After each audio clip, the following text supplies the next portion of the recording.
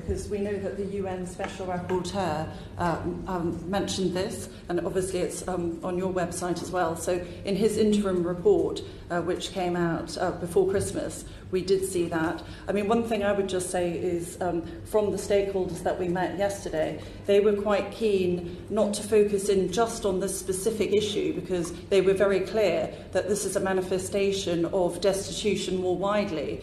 So I was definitely aware of what the Special Rapporteur had said, but the way that I've approached it as being somebody who needs to lead the poverty work with the Treasury for the spending review is to do more work on destitution generally. But certainly before Will arrived, we have been doing that work.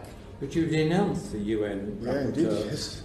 I didn't. Your head of your Secretary of State did. Yeah. Now you're calling in evidence. So, well, I think so. On the Special Rapporteur report, we did a fact check of the Special Rapporteur report. He made a lot of good points.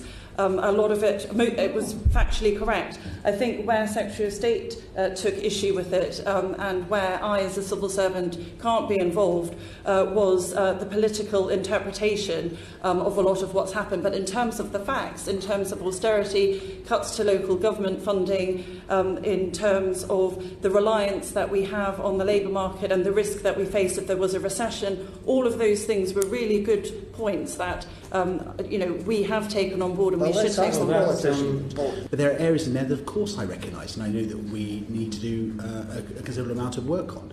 And any report of that nature is always going to highlight areas. It was more the tone and some of the language used, which I thought was unnecessary. But actually, of course, there are areas in there that I will be working with officials on over the coming days, weeks and months to see where we can build a further evidential base and, when necessary, take action.